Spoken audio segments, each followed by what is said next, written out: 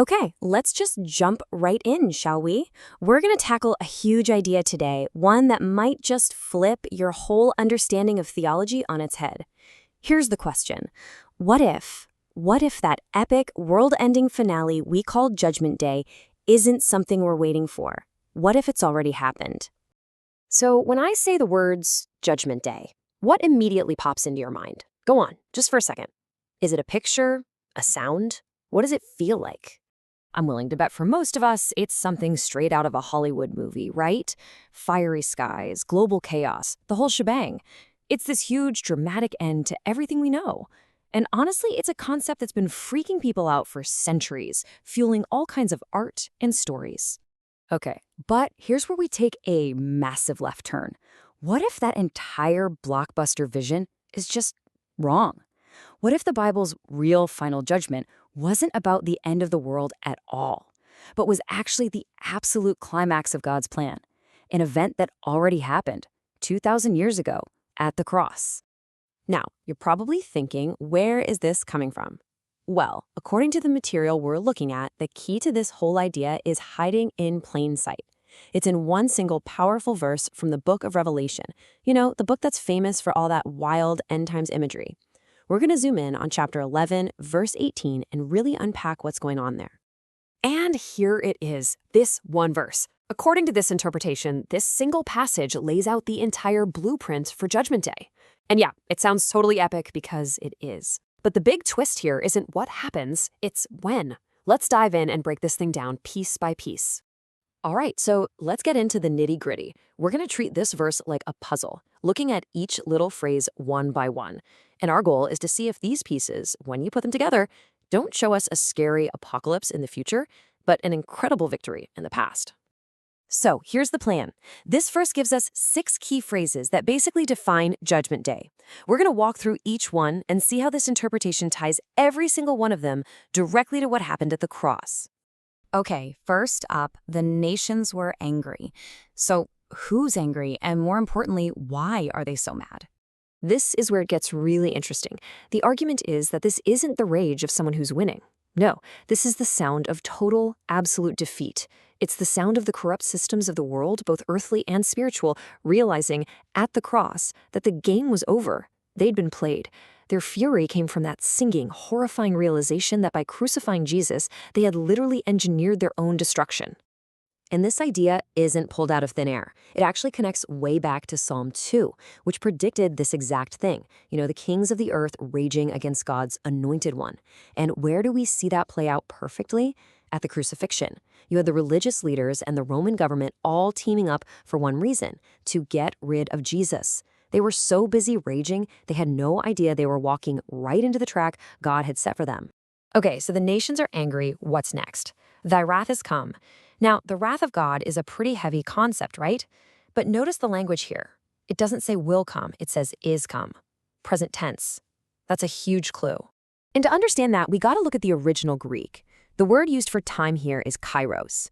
Now, kairos doesn't just mean what time is it. It means the time, the decisive moment, the perfect opportune time for something to happen.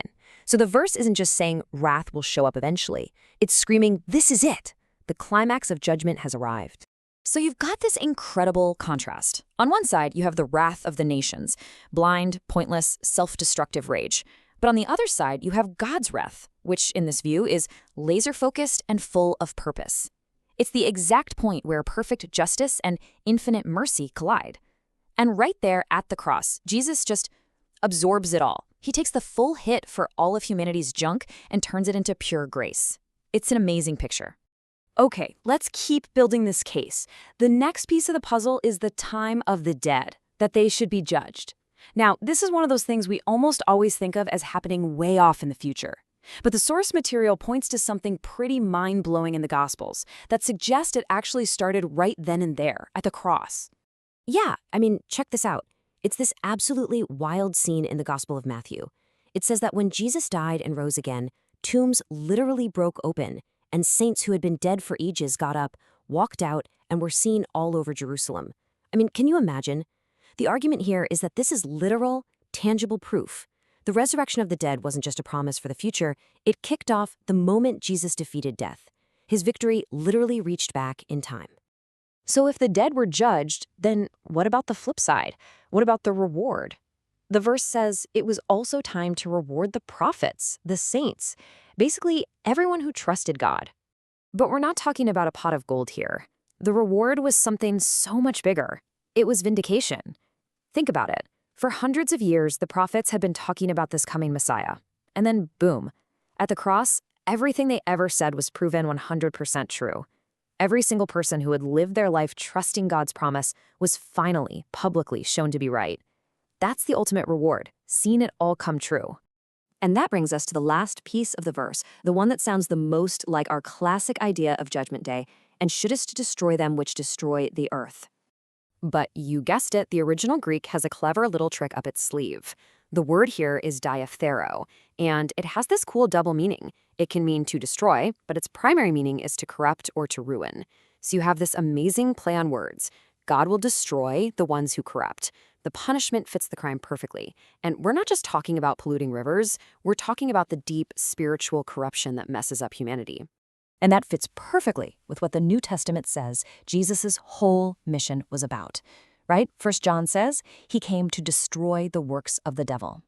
Not the devil himself necessarily, but his works. All the systems of lies and death and corruption. And in this view, the cross was the ultimate battlefield, where those works were totally and decisively demolished. Okay, wow. We've looked at all the individual puzzle pieces. So now let's step back, put them all together, and see what the finished picture looks like.